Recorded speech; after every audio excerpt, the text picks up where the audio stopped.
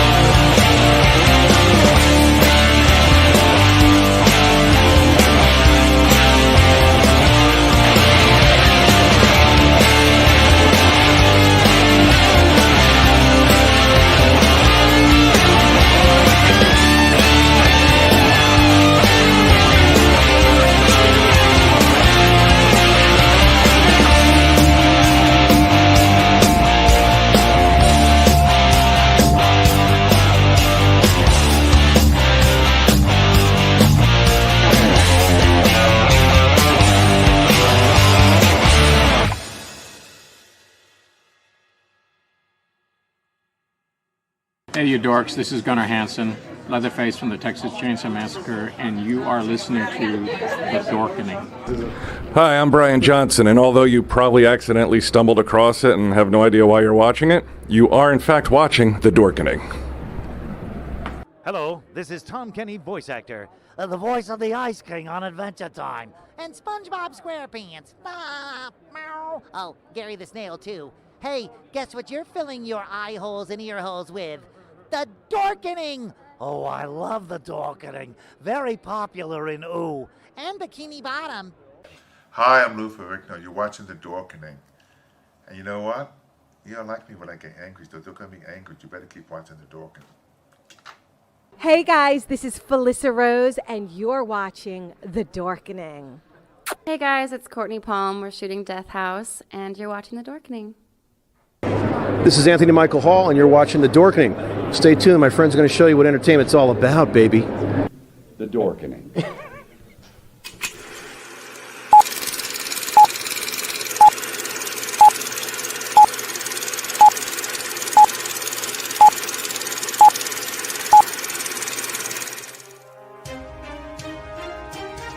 The Dorkening and all affiliated shows are not intended for anyone under the age of 18.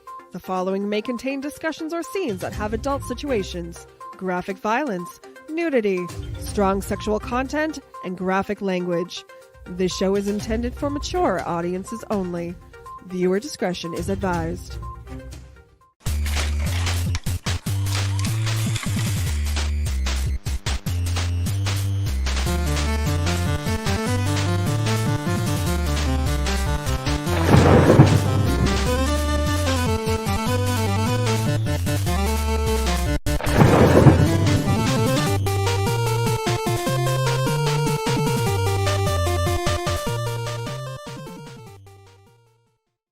Rise and shine, my sinners. When Father Evil starts his day, he gets a little deadly. Deadly Grounds coffee has the richest, smoothest flavor you'll find anywhere. It's sinfully delicious. Once you go deadly, you never go back. Order yours at getdeadly.com. Coffee's so good, it's scary.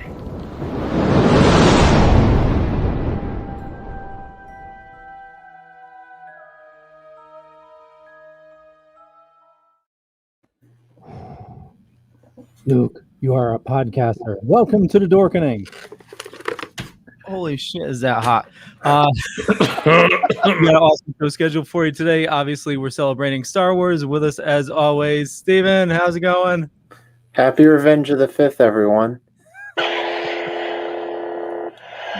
Powerful Brandon.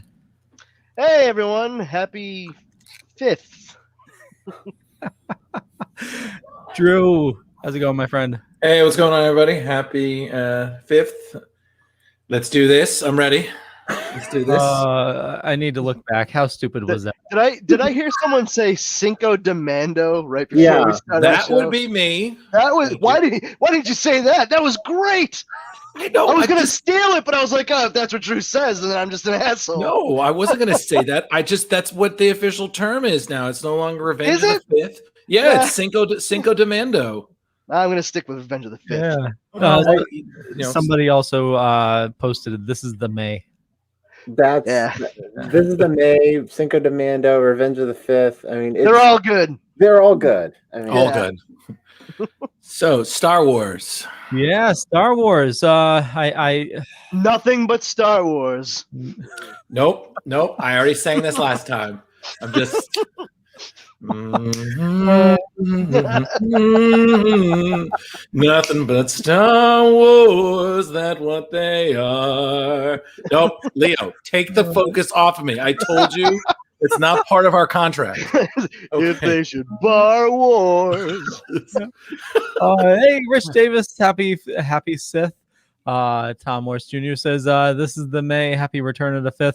And for everybody watching, definitely check out yesterday's show. We had an awesome celebration for May the 4th yesterday with splash pages.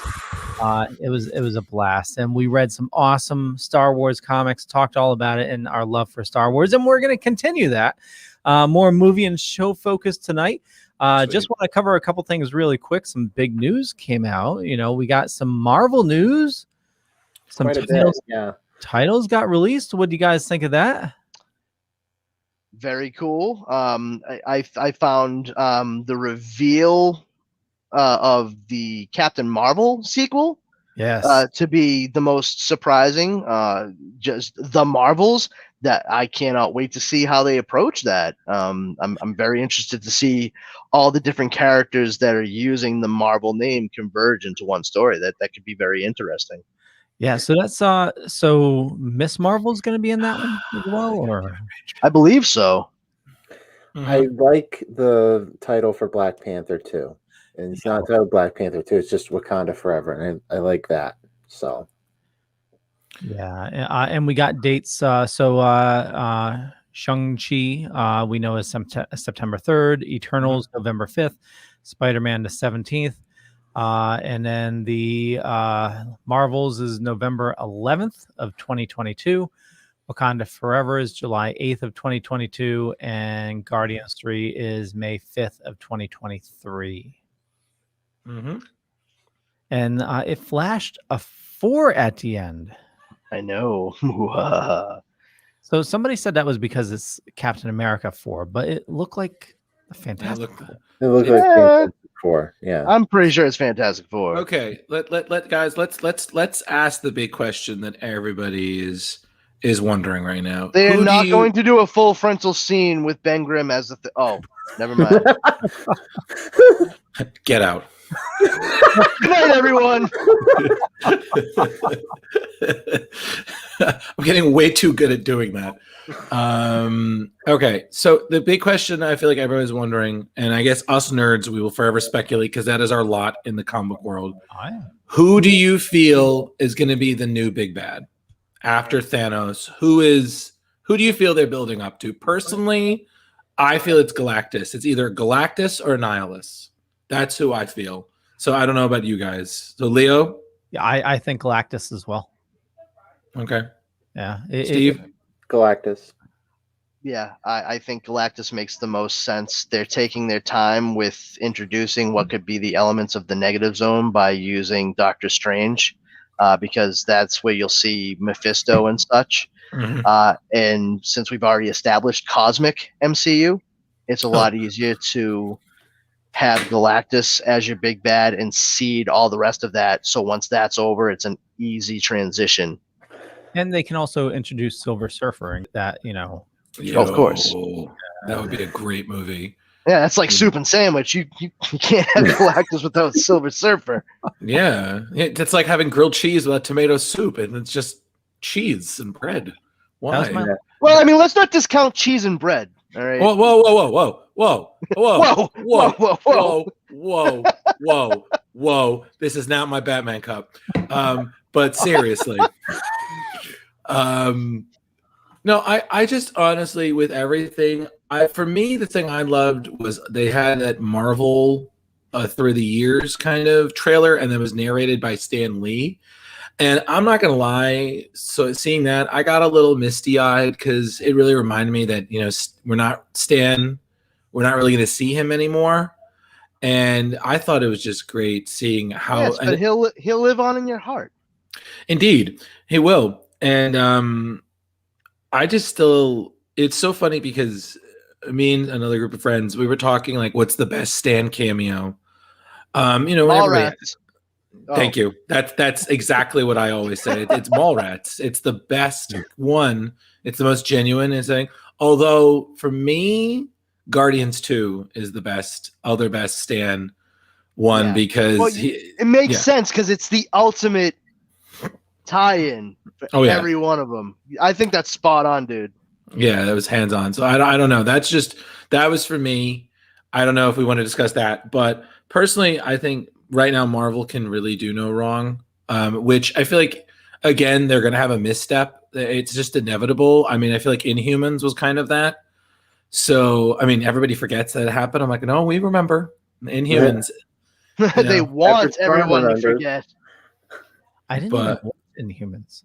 I never saw it. I didn't care to. Yeah, that was a short-lived series, right? On like Fox or something? Or? It was it was ABC. It was ABC. It was when Ike Perlmutter was still in charge of the now defunct Marvel television division. Exactly. They were also the same ones who worked with Netflix on their MCU shows. But Kevin Feige finally convinced the higher-ups at Disney to let all the television projects fall under the purview of Marvel Studios. And that's why they canceled. They were partially because of Disney Plus too, but that's why they decided not to go forward with any more of the Netflix shows and started focusing on everything in-house all together under one banner. Exactly.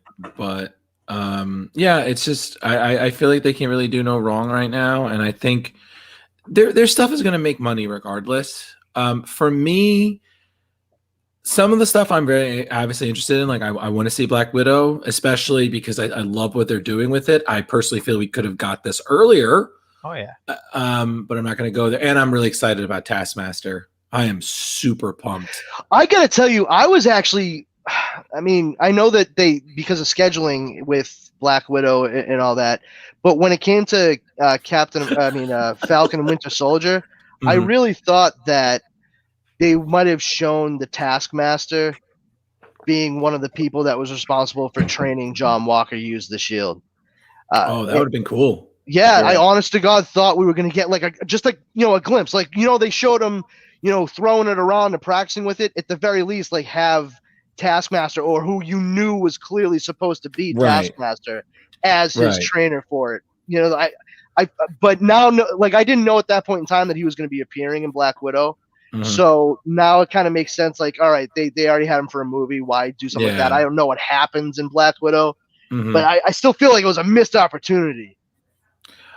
There's just like, and it's so funny because you bring up Falcon and Winter Soldier, and I mean the ending was great, and I loved it, and I thought it sets up so many great things. But I need to be a little bit more sold on Madame Hydra being Diane. Because she talks, and I'm like, please, Madam Hydra, please don't dance. Like my heart won't be able to take the Seinfeld. Do you mean Elaine? Yeah. I'm sorry, I keep saying it wrong. Elaine, my bad. See this. I was like, who the fuck is Diane? I know. I'm so sorry. My brain is still like Elaine Venice from Seinfeld. I got it. Yeah, Elaine. Yeah, Elaine. I'm sorry. Diane from Cheers. Yeah, that's what it was. Shelley Long. What the fuck? Yeah, I know. This is what I'm talking about. Like This is how you know that I'm tired. Normally, my Nah, awake man, brain. It makes it funnier. I like it. Yeah, but it's just like the second she came on, I was like, what is Elaine doing in the Marvel world? I was like, is Jerry the power broker? Like, what? You know? What's the deal with super soldiers? If it's broker, don't fix it. Oh my god. Oh, you guys are a riot. And then you probably see Kramer and never mind. I'm not going there. Oh boy. Oh Yeah. no.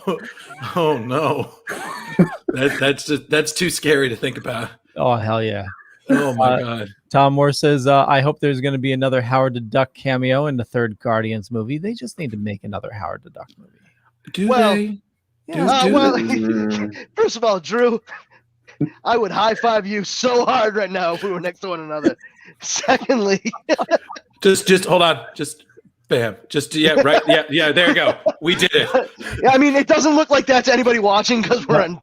But regardless, but I think doing it right this time around would make a huge difference.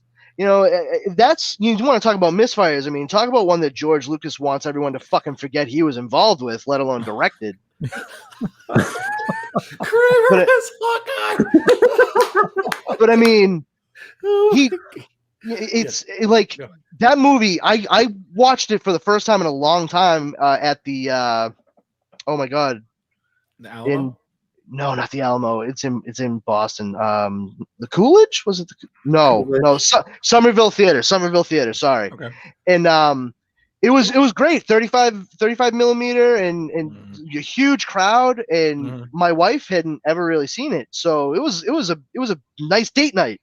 But I did say to her, I was like, hey, just to let you know, this movie is spectacularly terrible. And she's like, really? I'm like, oh no, like I mean bad. Like the only thing that you'll be able to say about it at the end is, well, that just brought me 90 minutes closer to death. And sure enough, we got to the end of it, and she was like, well, that dinner was nice. Yeah. I just feel like what we need to do with George Lucas, if we do Howard the Duck, is we need to basically do what we did with Empire. We need to keep him away as much as possible. You know, we're like, George, you're great, you know, beard, ideas, everything, but we just want you to be somewhere else when we're doing this, because last time it didn't work out so great. Listen, George Lucas and Zack Snyder have the same exact fucking problems, okay? And that is visually and technically absolutely brilliant. But never, ever, ever let them make story decisions. God damn it. Someone brought up the duck boobs again. Hold on, wait. Again? How often does this come up in fucking conversation? No, because every time you're talking about Howard the Duck, someone will bring up that scene where you saw duck boobies. Yeah. And you know, it's a quick moment, but like what I love is that you can freeze frame it and they're like, yeah, I was like, no, those are duck nipples. That is not worth throwing bread at the pond. I feel like it's not worth pausing. No. Like I mean, I've seen it several times, and never once have I been like, you know, let me get a closer look at them duck titties. Rich brings it up. Rich is killing it right now. Had great sexual chemistry with Leah Thompson. I mean, you know, watching that when you're 13. So did Marty McFly. Yeah, I guess she was like the queen of awkward sex scenes in the 80s. Like, oh, look at this one. She's going to try to bang a duck. Oh, I mean, that's kind of weird. What about this one where she's going to try to bang her own kid? All right. I mean, they might like it in Georgia, but and the other one leads to furries. So it's we don't. So it's an Alien versus Predator kind of deal. No matter who wins, we lose kind of thing. That's what I'm hearing. Wait, so does that mean Howard's the alien and she's the sexual predator? I don't know. Either way, we lose. It doesn't matter. There's no winners. Tom Moore says the birth of furries came from duck boobs. I think it more came with Leah Thompson with a duck. Oh boy. Okay. So Star Wars. Speaking about furries, Star Wars. Yeah, just you know. It's funny because in the last show I brought up, and I think it's actually relevant here, that Star Wars voices, like certain ones, kind of become like Christopher Walken impression, like everybody can do one, but it just because you can. Sorry, dude, you said that, and I'm just like, all of a sudden it was just like Christopher Walken as the different roles in Star Wars. Chewie, hit it. I could see that. We're home. Can you imagine like Walken as like the Emperor? Good, let the hate flow through you. Like I love to see him on Hoth as Han and just be like straight up fucking dead zoning it. The ice is gonna break. Oh my god! Oh my god! I'm not gonna look at it the same. I'm just gonna think Cronenberg. Just gonna I thought they smelled bad on the outside. But it's funny because like again, everybody can do like some people can do the Chewie, they can do the Palpatine. Exactly, you get that. That kind of sounded a little like the owl from that sounds like the owl from Clash of the Titans kind of. Yeah. Oh, I'm fucking sorry. No, that's good. That's good. Don't get me wrong. But so I guess let's just start this off with the same way we did last time. Which, in your eyes, guys, in terms of Star Wars movies, what's the favorite? So, Empire. Caravan of Empire. God, not again. No, it is Empire. Empire is my favorite as well. Yeah, Justin last night picked. What did he pick? He picked the Battle of Endor. He picked the Battle first of Endor, one. fucking Ewoks Adventure. Yeah, he picked the Ewoks Adventure. Oh, hey. Okay, look, a white family crashes on the planet, gets taken by a giant spider thing, and then the two kids team up with teddy bears to go find them, and a bunch of weird crap spiders that I was like, wow, no wonder I developed arachnophobia. Those things were huge. And then the monster, who I feel like I remember being like a mix of a spider and King Kong. I don't really remember it too well because I saw it when I was like spider 9. monkey? Yeah, exactly. There's a legit spider monkey. And then they're like, okay, cool. We save the family. Everyone goes away. Then they come back. And I'm like, God, you guys just couldn't stop milking this goddamn cow. But yeah, no, I always make that joke about the Endor movie, the Ewok movies, because I'm like, those are good. And people are like, how? And I'm like, nostalgia's sake, children.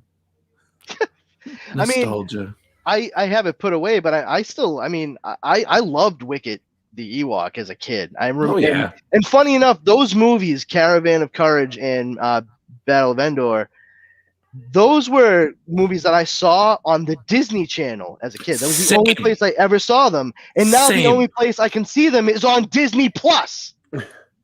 God damn it, Rich. Everything comes around. Blue milk from the... What is... Wait. All right, let me ask everyone this. Was that a non sequitur?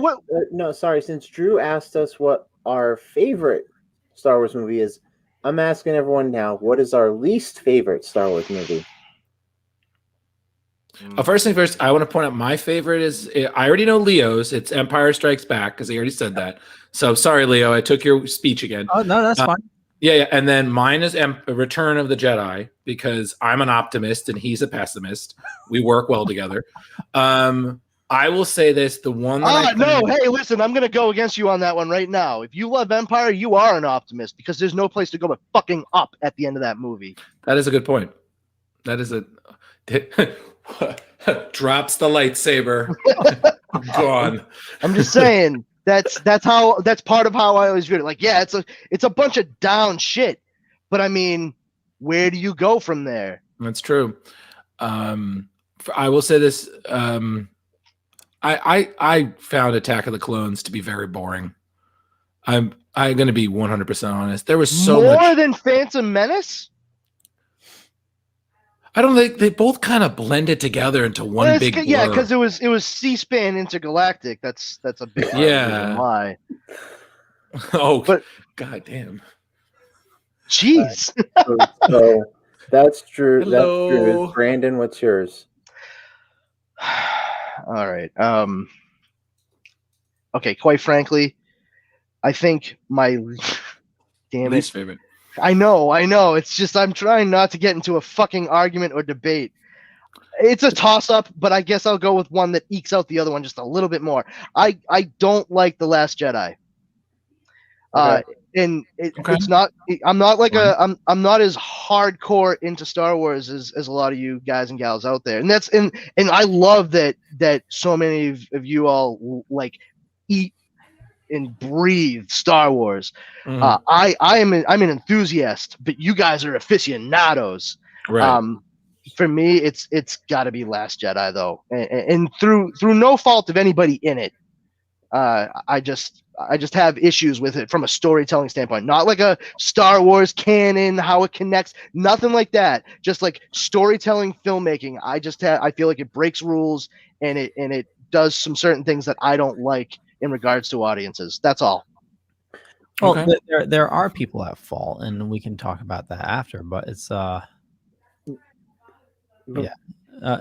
For me, it's a toss up between Last Jedi and Rise of Skywalker. I mean that casino scene in Last Jedi was abysmal, and the entire how they ended everything. She's Palpatine, like what? I made a meme like when that first that happened. leads to mine. My least favorite is Rise of Skywalker because a 40+ year franchise, you end it with Rey cashing in on a dead man's legacy. And she's a Palpatine and she's stealing the Skywalker name. Why? Sounds like what a Palpatine would do.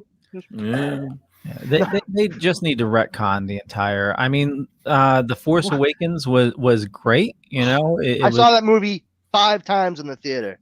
Yeah, and you left hopeful that the rest are going to be just as good, but they went into it with no fucking plan. Exactly. The whole Rey thing, you find out in an interview afterwards that they had no idea going movie to movie, who she really is. Well, actually, I have a point. I was actually kind of thinking about this because I know a lot of, as Brandon put it, aficionados who are extremely passionate. We're talking Facebook essays worth of thoughts. I think Facebook essays. Yeah. Whoa, this is worthless. Exactly. I personally feel like the problem with Last Jedi and Rise of Skywalker was it was too much about meeting expectations and trying to please the fan base. Because with Last Jedi, they were trying to break rules. They were trying to defy expectations. And I feel in some way they were trying to fuck with the fans a bit. Like I feel like there were certain things that were clearly done to mess with the fans because let's just be real here. There's no fandom that mankind has ever created that isn't full of toxic bullshit. Yeah. Any fandom, Star Wars, Ghostbusters, Harry Potter, Doctor Who, My Little Pony, all of it is full of people, gatekeepers, bullies, elitists. You do not want to see the seedy underbelly of the Punky Brewster fandom, I tell you. There you go. See, I don't even want to tell you about the Joe Bob's Drive-In Mutants. I don't even. Listen, I could tell you stories about the Ghostbuster community. Let me tell you that. But my point being is, I feel like it was meant to fuck with that, and then they saw the reaction, and they're like, okay, let's please the fans. And believe me, if we're gonna talk about that's the brony. Oh God. Rich Davis, you killing it. Yeah, he's slaying it right now. It's like he's like the 5th Beatle right here. But no, I just feel like I totally agree with you guys. Like Rise of Skywalker should have been better. And there's so many things that they should have done, and it's just so disappointing. But we'll always have the originals. So yeah. Well, illegally we have the originals. Currently this specialized in 4K. Yeah, but if you want to watch it legally, you're going to get the McClunky edition, Yeah. But for those of you that don't know, George Lucas is still fucking up Star Wars. He added a new scene where Greedo says McClunky before Circa 1997. He's been doing it since then, and has been screwing it up ever since. I hate those fucking special editions so much. I really do. A Brony, have you seen Carousel? Oh my God, have you guys seen Carousel? No. No, the only Carousel I know is the Rodgers and Hammerstein musical, which is fucking also terrible. So I mean, unless this is good. This is it's pretty good. Okay. It's pretty good, but it's fucked up where a carousel unicorn becomes possessed and kills people, and there's like a sex scene with it. It is fucked up, but yeah. Okay. Listen. Hold on. Yeah, never mind. I'll ask questions later. I have so many questions and thoughts, but then I remember that the Care Bears movie was pretty dark too. So I feel like that's kind of for par. Mm-hmm. But I just, Star Wars. Star Wars. Star Wars. So yeah, George Lucas is still fucking up Star Wars, kids. Yeah. Everything that you know and loved by the time the 80s were done regarding Star Wars has been completely fucking changed. And I gotta be honest with you, I never understood that debate because I didn't matter if Han or Greedo first. Greedo's dead. Who cares? Like, yeah, but it speaks to the character of Han Solo. That's what it is. You know, when we first see Han and what have you, it establishes like who he is as a rogue. You know, like Han shot first, but he wanted to change Han's character's perception for the audience as being a hero through and through all the way. Okay, because you can't have wholesome Han being someone that shot somebody that talks shit to him in a bar at the beginning of a movie. You know what I feel like? This genius meme just popped in my mind. It's basically one of those like what Star Wars fans think they're like, and it's Luke Skywalker, and then what they're really like, it's a photo of Jabba the Hutt, because that's literally what I'm seeing. You know, oh my God, no. I didn't doubt the validity of it. I wasn't being angry. Oh, you mean Sex Wars? Yeah. Oh wow. Boy. Yeah, he definitely shot first. Unloaded his blaster there. For the audio. Pew pew pew indeed.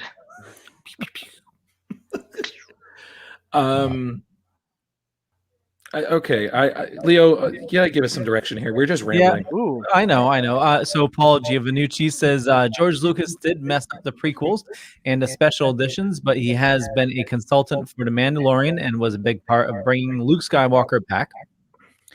He definitely disagreed how they made Luke Skywalker in the last 3 movies, which were garbage. And listen, I agree that George Lucas, his input, especially like on the original trilogy, was definitely vitally important to how those movies were made. It's just when it came to him executing a story that he did, there was no buffer there. There was nobody to stand at his shoulder or elbow this time around and be like, maybe that's not like the best idea, or maybe you could tweak that. You know, when you've risen to such a point where, through not necessarily consciously, but you are surrounded essentially by nothing but yes people, then every idea you have is a good idea. And I think that's not more apparent than in the prequel trilogy.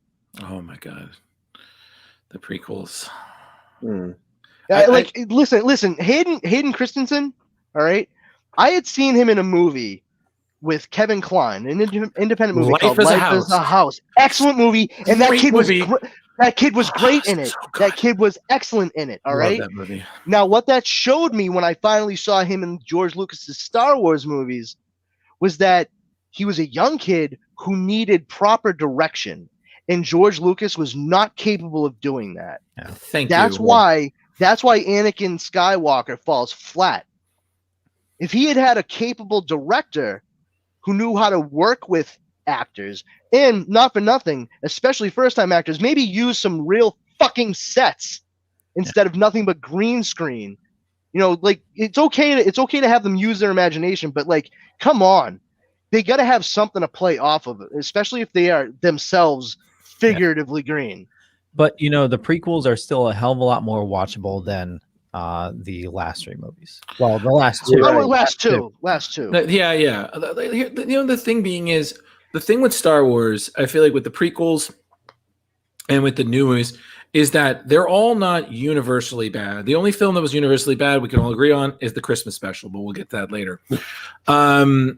They all had things in them that were good, but unfortunately, the cons outweigh the positives. Yeah, I honestly have to say, like, for to what you're saying, for me, I was very surprised when I saw Solo. I enjoyed it. I'm not saying like I thought it was like the greatest movie, like not like the hottest thing since bread came out of the oven or anything like that. It was a hot day. But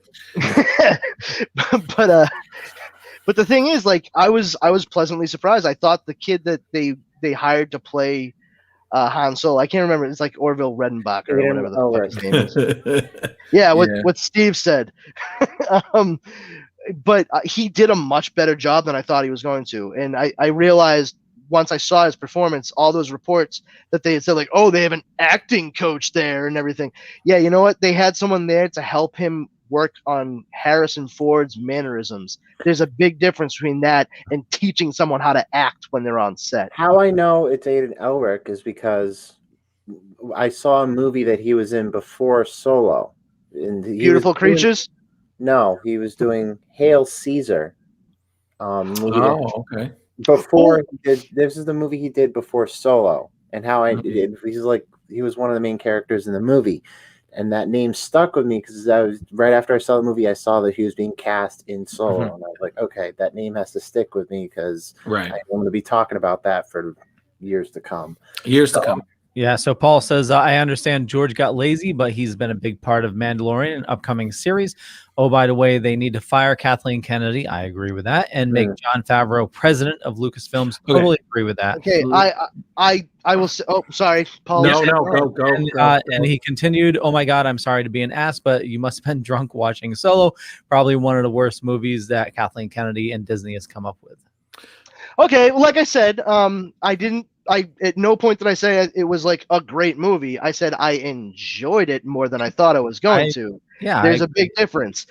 Secondly, Kathleen Kennedy will never get fired. I'm not standing up for her. I'm not defending anyone's decisions. I'm just saying you have to understand, like, it's good to look at things through a geek lens. But every fucking geek that wants to talk about what a big business does should be forced to take at least 2 classes in management and business training at their local fucking college. All right. They will never get rid of her. They will never do that because the optics are fucking horrible. Also, never mind anything else. Also, look at what Kathleen Kennedy has done before Star Wars. She's been attached to multiple movies in the 80s, in the 90s. Speed, Twister, all these movies. And that's why George Lucas trusted her so much. Yes. She was part of a triple threat with Frank Marshall, Kathleen Kennedy, and these executive producers that did these big budget movies in the 90s. And yeah.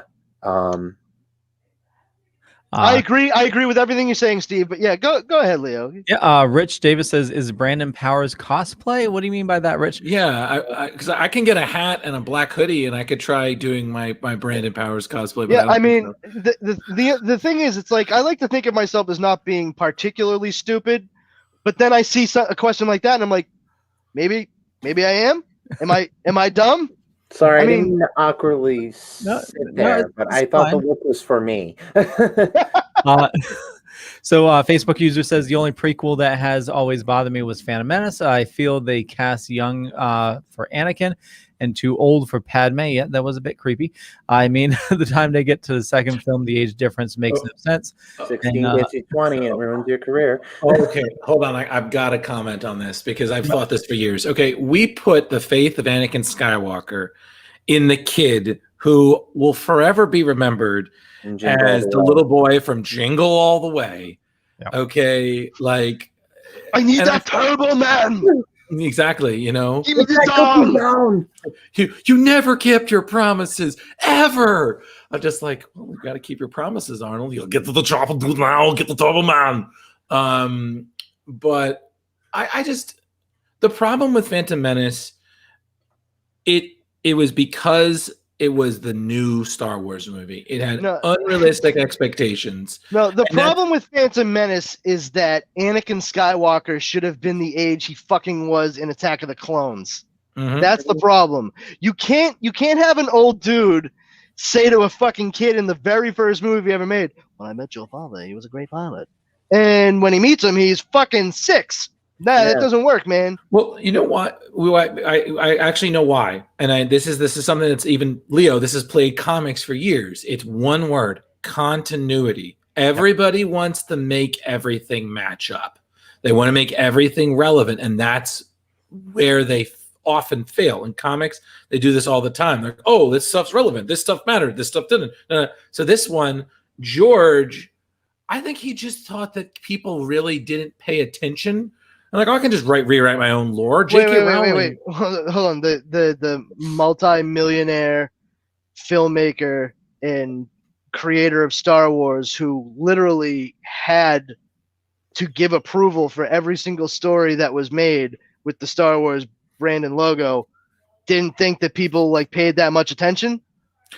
Listen, I'm not saying it's a good theory, but I'm just saying. I mean, can you explain anything else for the huge gaps in logic and just absolute disregard for continuity? I mean, there's also just assloads of cash that people were going to throw to see the movie, and all the twirling his mustache in the back like an old style villain. Not to forget the Taco Bell, KFC, and the contest that they did with Episode 1. The big cups that you got. Only to win $1 million, you know. I had like all the toppers, and a couple of years back, I just gave them all to Goodwill. So, just real quick for continuity, the one, and you know, this is definitely a heated debate, but the one place that really sticks to continuity is Star Trek. Yeah, true. I love Star Trek. I wonder how many people's heads just exploded because we said Star Trek during the Star Wars episode. There's always that one. There's always that one guy. Oh, sorry. No, Steve, go. I think Weird Al Yankovic said it best. The only question that I thought was hard is, do I like Kirk or do I like Picard? What were you going to say, Drew? I was just going to say there's always that one person who always does that at Star Wars. They're like, live long and prosper. I'm like, we get it. You like Star Trek. I just wanted to bring up this little piece of information you may not know. Did you know that Star Wars has never been added to the National Film Archives? No. I did not. Is there a reason? Yes, because they require the original unedited movie, and George Lucas refuses to give it. Why? So basically, why isn't it? Oh, because George Lucas is an asshole. Got it. You alter your movies so many fucking times. By the time it gets to the Library of Congress, there won't be a. Yeah, it's like a copy of a copy of a copy. Pandemic or what? We don't know. They require a movie to be the original, unaltered movie. Okay. Well, first things, I actually want to share a fun fact I know about George Lucas, and then I have a question for Steve. When he for New Hope, George Lucas was extremely his idea of directions was faster, more intense, and at one point he lost his voice, so they created a soundboard with just those two clips so he could still say that even though he couldn't say shit. So can you imagine just your only direction is faster, more intense, faster, more intense? I was like, I feel like better should have been in there too. Better. Do it again. Just better. Rich wants to know, was Drew's lightsaber green last night and red tonight? No, it was blue and now it's red. This is not mine. This is the girlfriend's. And, I had to borrow it because I wasn't expecting to be on 2 nights in a row, but I didn't want to have the green or the blue or I don't care. This is a color. It's evil. So Steve-O, I had a question for you because what's in your mind, what's the best Star Wars video game? Because I've only ever played one. Actually, that's a lie. I played two, and one of them was the episode 1 Phantom Menace game, which horrible. Without a question. Yeah. Oh no, continue. No. So I just figured I'd ask you because I know nothing except that Star Wars Battlefront is amazing and totally worth it. Yeah. So what's the best? What's the best, and what's like the ET of Star Wars games? First with the best, without a question, without a doubt, the Nintendo 64, Shadows of the Empire, without a doubt, because, and I'm going to mention, hush your mouth over there, because, and this is where Facebook stories go, because I made a couple years ago a big Facebook story on myself about how epic this game is and the story behind it, because it takes place in between Return of the Jedi and Empire Strikes Back. Probably one of the greatest stories, where if you read the book, it's great too. It's pretty much follows the book as well. In the book, it mentions how Luke builds his green lightsaber. Leia becomes has that bowish outfit from Return of the Jedi, so she gets that. And they're trying to save Han, and it's just a great story. Basically, there's this lizard guy, and he's trying to overthrow Darth Vader, and become the Emperor's right-hand man. And he wants to kill Luke, but Darth Vader wants to turn Luke to the dark side. So there's a conflict with that. There's so much going on, but the game is awesome. Worst game by far. Oh boy. Good. Let the hate flow through you. No, it's not that. You're making me think. Skywalker. I'm so sorry. Is thinking bad, Leo? No. Tell you what. While you think, Steven, I'm going to add my little 2 cents. And also, just real quick to catch up on the comments. Paul says that's funny. He was just said that because I just broke out my Laserdisc machine to play the original Star Wars last night. Thank God I still have it and it still works. I still have mine as well. I have the original Laserdiscs myself. But make sure you research the Harmy edition or Despecialized or 4K 77. So for games, I would say one of the best. It's hard to say the best, but the GameCube, was it Rogue Squadron for the GameCube? Let me do top 3 best, because Shadows of the Empire is at 1, Star Wars Bounty Hunters at 2 for GameCube, and then Star Wars Battlefront would be at 3. But for worst, it would have to be Star Wars Rogue, shoot, it was the Apprentice one. Like the Jedi Knight. A lot of people like that one. No, Fallen Order. Fallen Order. James, Jedi Temple or something like that. Jedi Temple, I think. Yeah. You're not going to say there was like a Yoda game. Oh, it was Jedi Power Battles. Thank you. It was from. You're welcome. Facebook user says worst game Super NES Star Wars. I think it was really good. It was just really difficult. It back.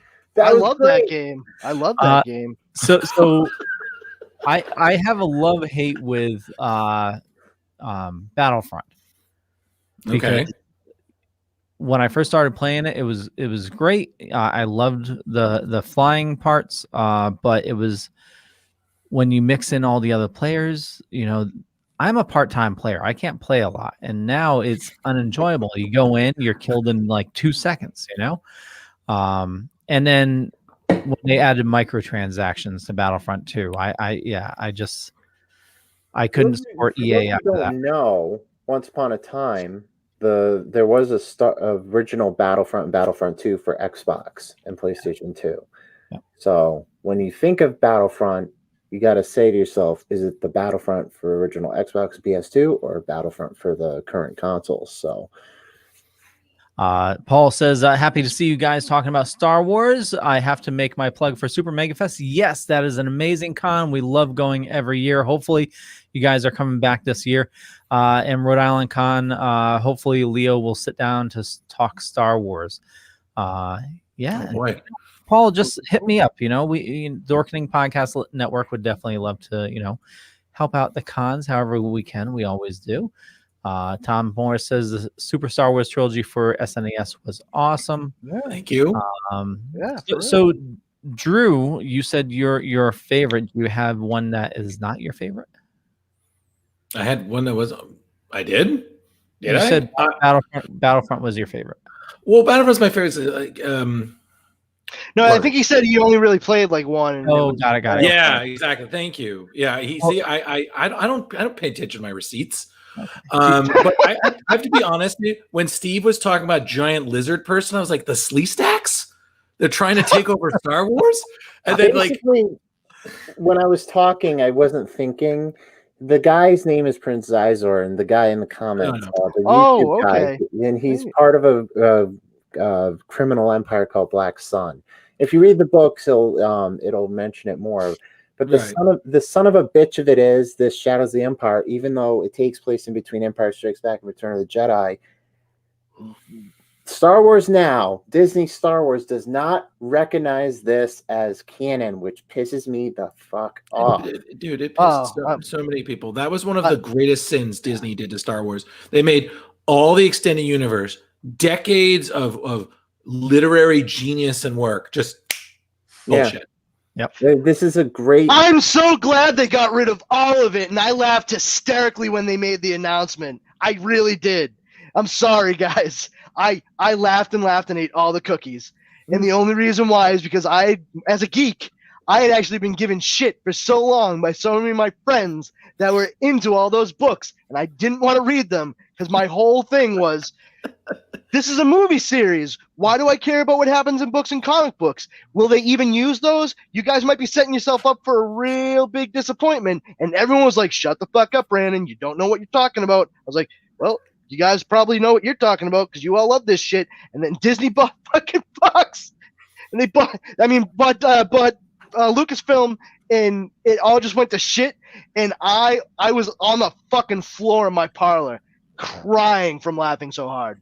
My brother-in-law was upstairs, and he is also one of the fucking canon old school books and shit. And he was like, you could hear him, no! I'm in the parlor. It was full-blown Schadenfreude, dude. I'm just imagining you with the fire meme, in the background. This is fine. No, but also then I again, just because this is where my brain's, because I've never heard this story, Steve. And then I just imagine you kept talking about lizard guy trying to kill Luke, and I just imagine the lizard and Kirk in Star Trek with the giant rock fighting, and I'm just like, God, I really got to start reading again. No, you can find this if you have a Kindle. You can find it on Amazon Kindle for $2.99. It's a really good book. Okay, I will say, in regards to the comics and books and stuff, though, I've only ever read one of them. I do own several of them. I do want to read what is it, Dark Empire and all that stuff. I have the graphic novels for those if you're interested. I do too. Okay. Yeah, I have them. I just haven't gotten to them. But one series that I did read, and I don't know if any of you are familiar with it, and I think part of the reason why it appealed to me so much is because it literally takes place so far ahead of everything that nothing mattered, was Legacy. It's about the last Skywalker, Cade Skywalker, and I've heard of it. Yeah, he is Luke Skywalker. Anakin Skywalker's last living descendant, hundreds and hundreds of years into the future, and he actually does walk the line. It's actually kind of funny when I watched, Rise of Skywalker and all that, and you find out about the whole Palpatine deal and how she can use both light and dark. That's what Cade Skywalker is. He actually is addicted to the Star Wars galaxy, Star Wars universe version of heroin that they call death sticks, and then he uses the dark side ability of healing to purge it from his system and heal his body, the damage to his body, so he can get fucked up all over again when he finishes jobs. It's amazing. It's awesome. I love it. It's so like far from anything else I had seen like Star Wars, and that my friends tried to push it on me. I was like, nah, space heroin. This is where it's at, man. Paul had a question, and I had a question for you guys. And I know, Drew, we are running a little late, and you feel free to hop out if you're feeling. I can give it like a couple more minutes. Okay. Paul says, since we're talking about Star Wars, let's mention, and we talked about this last night, what are your feelings on Cara Dune cancellation, and what do you guys expect to happen in the near future for that character? We could just talk about, how well Mandalorian has really brought back Star Wars. Like, Hi. Yeah. I would love to say what I said yesterday. Go for it. Everybody, we need to recognize that Jon Favreau is a national treasure because he did to Star Wars the same thing he did to Iron Man. Yep. Okay. He brought it back. He made it good. And thank you, God, because Mandalorian is just amazing. Every episode, even the ones that were not as good as the others, were still 10 times better. Like, honestly, I would say CW, watch this, learn how to do this again, because every episode was fan-fucking-tastic. Cameos, characters, action, just music. Perfect. Are you comparing the Disney Plus show to what the CW does with their shows? Is that what that? No, I got lost in the tangent comparison. But essentially, what I was saying is that instead of filler, one significant episode, which is kind of what the Flash became. Yeah. Every episode of Mandalorian was absolutely essential, necessary, and just well done. Yeah, and part of that for sure is truncated seasons. I mean, when you try to fill up 22 episodes a season, you're gonna get filler. And I love when I only have like 8, 9, 10 episodes in a season, because that means they're gonna get to the crux of whatever the issue is for that season a lot sooner. Absolutely. Yep. I agree with everything you just said. And if I binge, it makes shows easier to binge. Like Flash, I'll never go back and watch Flash because there's too many friggin' episodes. I agree with everything Drew said. Mandalorian was awesome. I look forward to anything that Book of Boba Fett and all that. But to answer Paul's question about Cara Dune, I said it on our podcast. She said all the wrong things in all the wrong places. So wish her all the best in her future endeavors. Yeah. Listen, when I was working at a pizza place when I was 17 years old in high school, if I had said anything untoward that customers walking through the door would have taken offense to, or just did take offense to, and they said something about it, would I have kept my job? No, I would not have. And that principle applies across the board. She was the 17-year-old working at a pizza place. Disney was the owner of the pizza place. It's that simple. Yeah. And it's because we talked about this, Leo, correct me if I'm wrong. Again, I'm getting a weird, great sense of deja vu. It's almost like there's been a disturbance in the force. I feel like she should have realized she had a target on her back because she said things before that people have taken offense to. And honestly, like I'm not about censoring people. I think that censoring is a slippery slope that suddenly becomes the boulder from Indiana Jones chasing us. And it's left unchecked, it's dangerous. But at the same time, there's certain things you don't say. And you also have to think about how you say it. And I've read what she wrote. And I was like, wow, this was just horribly timed and just not the greatest analogy to say. Because you see what she was trying to say. Like, you used a horrible metaphor. Like, there's no way. And personally, I wish her the best. I loved her character. I thought she was badass. I loved that entire cast. But I think it's so funny because, you have that. And then you have someone like Bill Burr, who's on the show, who I love. I mean, I very rarely relate to a character as much as I did in him in the show. I was like, hey, that's me in the show. I'd just shave my head and that's me. He has said he's had his fair share of controversy, and the reason that they even put him in the show, because he's been so vocally critical of Star Wars, in the past. So it was a genius move. And he I mean, come on, if you've ever seen his stand-up, he holds no restraint. He will say whatever the fuck comes to his goddamn mind. And I respect him for that, but the thing is, do I agree with some of the stuff he says? There could be a chance I might not, but he's still fucking hilarious. But at the same time, you should be allowed to disagree with somebody, but then there are lines and you have to know where that line is. And if you cross it, it's just like Brandon said, if you do that, your employer can't just sweep it under the rug. Maybe in the past we did, but now we can't, but listen, I mean, a large part of it, I think probably the best way to approach it, bare bones, is it's not they're not censoring anyone. All right. You can say whatever it is you want to say. What the people are dealing with who say these things is not censorship, it's consequences. There's a world of difference. All right. She did not get censored by anyone. She said something. I don't care about how she meant it. I am not there to figure out any deeper meaning of something that somebody says that is quite clearly offensive right there on the surface. Okay. I'm not trying to explain it for them. Okay. Right.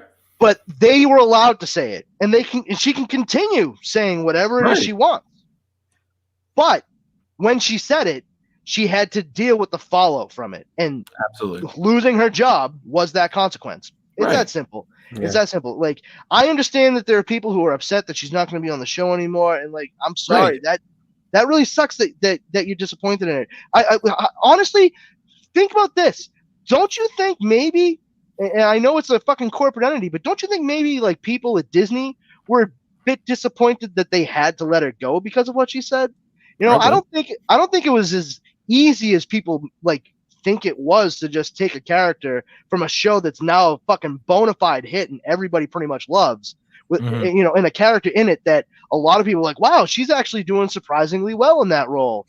Right. And then have that happen. I don't think they wanted to get rid of her. No. Totally not. But they knew they needed to, because hey, this is there's been a couple instances, and this is like the final straw. Because if they kept letting her go, how much worse was it going to get? Right, exactly. And then I totally agree with you there, Brandon.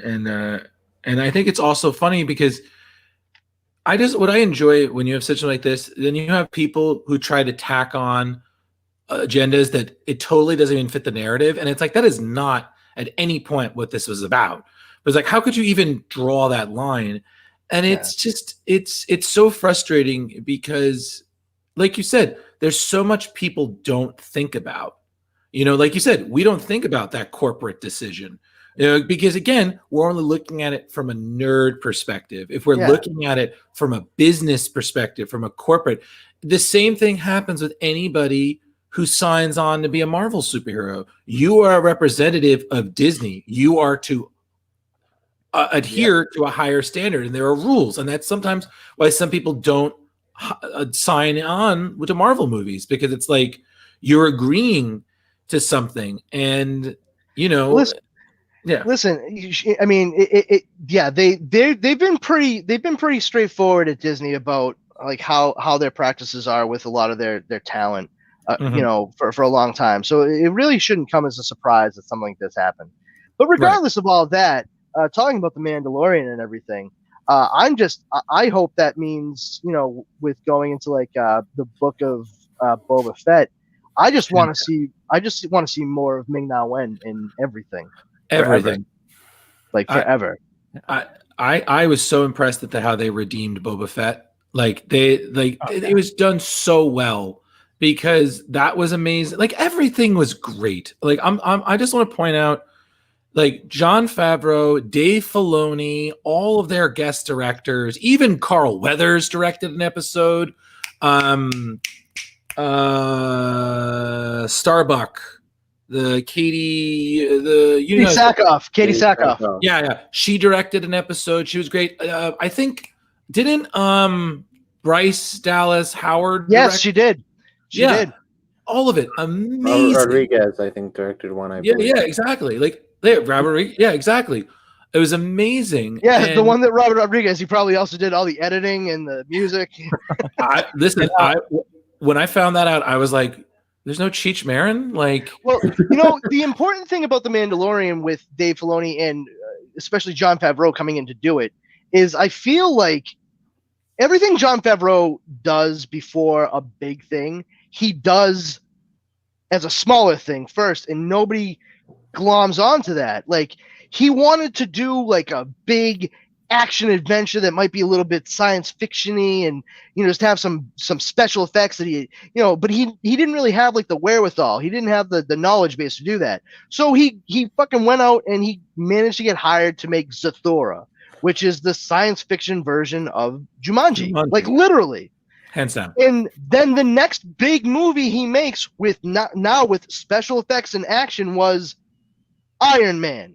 He took what he learned from that movie and went on to make a more successful movie. Right. He then walked away from Iron Man 2 because of unpleasantness. And the movie he did was Cowboys and Aliens, which it's not the best movie, but it might be the worst movie. But the thing is, he still played around a lot. That was a bit of a kitchen sink movie, but the mashup thing, and he was taking the idea of westerns and aliens and mashing it all up. Mm-hmm. Now he's doing The Mandalorian, and it works. What is that again? Oh, that's right. It's a western with alien sci-fi. I mean, he went back to the well regardless of anything, because that's exactly the type of shit that George Lucas was looking at for inspiration for Star Wars. It was westerns, Seven Samurai by Kurosawa, all of that stuff. That's what led to that movie being what it was. And you can see the bones of that in The Mandalorian. It's fucking brilliant. But he really takes every experience that he has as a filmmaker and uses it to inform the next one. It's impressive. Brandon, you should have finished your monologue there with "I have spoken." I felt like that would have been great. Damn it! That's what I was like. I have spoken. I'm like, God, he's so just. You can't I was like, end the show. Cut the check. Let's go. I know there have been a bunch of comments coming in. Sorry I didn't get to everybody. I know Paul had some heated comments about everything going on. And we respect everybody's decision. Paul says, Jon Favreau will explain it. Tom Moore says, I still need to know how Boba Fett escaped from the Sarlacc pit. He's Boba Fett. Move on. Yeah. Very slowly. Just real quick, and I was talking, I think, to Rich about this, and I think it was Star Wars number 81 when Marvel, the first original one, back in like the 80s or something like that. And actually, the Jawas dug him out thinking he was a robot. Hey, listen, listen, they're Jawas, man. You never know what you're gonna get with those hooded little rascals. Yeah. So I know we need to wrap things up. Just real quick, what did you guys do for celebrate May the 4th? We'll start with you, powerful Brandon.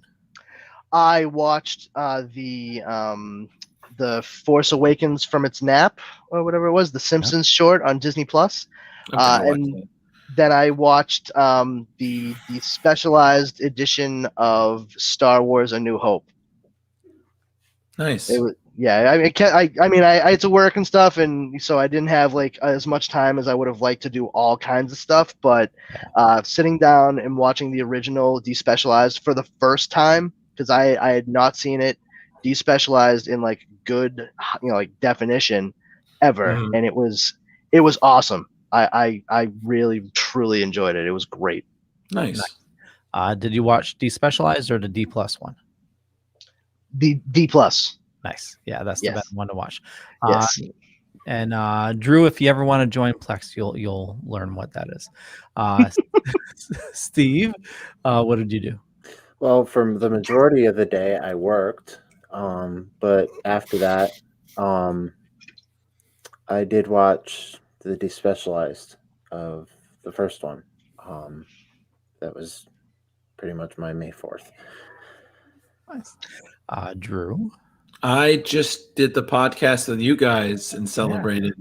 You know, I wore my Obi-Wan robes for a bit. I definitely had a point where I just wandered through my apartment and I had John Williams on full volume, and I kind of did like a walk and kind of interpretive dance through Star Wars. It was very beautiful. To me, I probably looked like Chris Farley in the Chippendales sketch. No, see, now I'm thinking Christopher Walken in the Weapon of Choice music video. Like, oh, that would be fantastic. Oh yeah, that's yeah. Just bounce off the walls, man. Fucking A. But yeah, no, it was just very low key. I didn't watch anything besides clips from the dismal holiday special, which I'm just letting you know, we riffed the shit out of that yesterday. Leo kept putting it on, and it was just the tractor beam was like, I can't look away at this disaster of a movie. Don't do this to me again, Leo. Look at that. That's horrifying. That's like a dog that you flushed and then came back. Like, look at these creatures. Like, why? Look at this horrible animation. It's like somebody got stoned. And B. Arthur? Jesus Christ. Yeah, she sings in a cantina. I haven't seen this since I was like, I don't know, a stoned teenager. Yeah, man. She's singing. She only did it because her son is a fan. Like, look at that.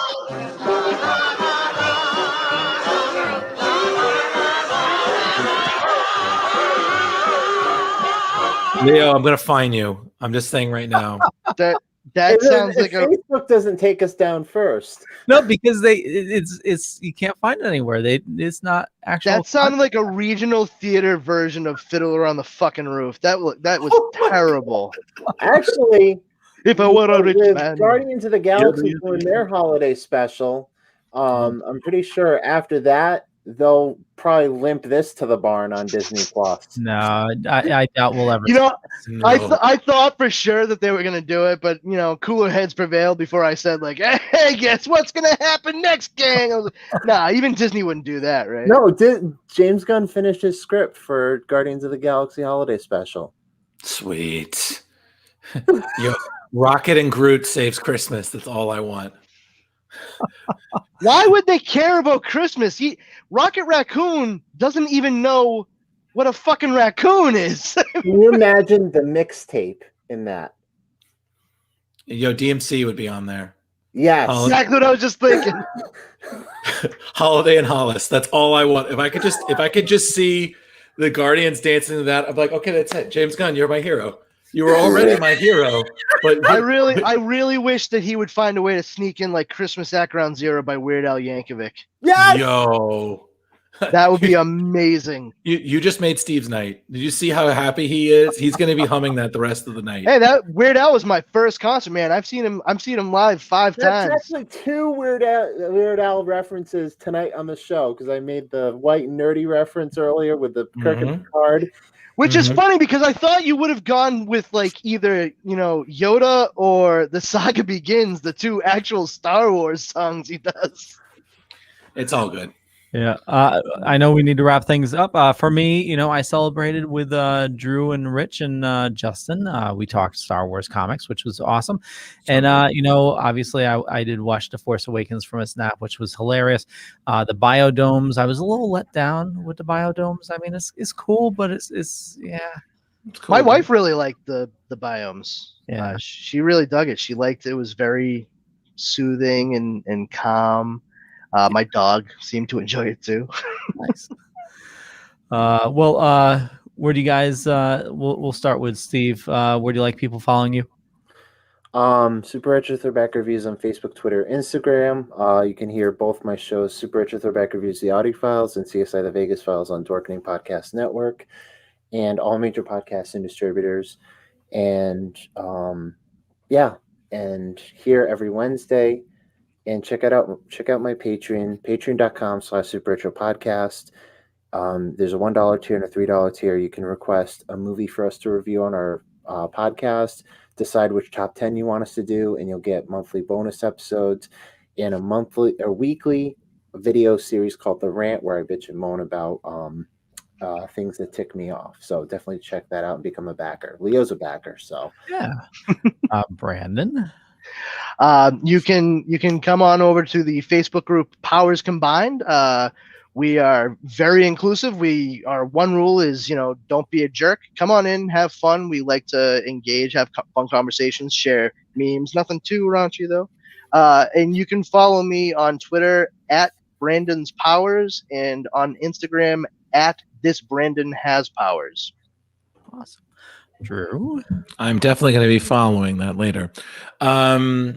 Yeah, I'm Drew Mollo on Facebook. I'm Ghostbusterman 1984 on Instagram. I'm a writer for Screen Rant in their comics department. So just look up Screen Rant Drew Mollo. And may the force be with you always. And for me, just Google Leo Pond to find a bunch of stuff. Could be true, could be not. I'm not going to say which is which, but more importantly, follow these awesome people. And we have over 30 shows on the network, a lot of awesome stuff going on. And I want to thank everybody for watching this evening. You don't know where he is? We'll catch you guys later. Oh, he's not there yet. God damn it, Leo! Son of a... Swear to God, I'll make you like Alderaan disappear, you son of a bee sting. You're way overdue. Trouble.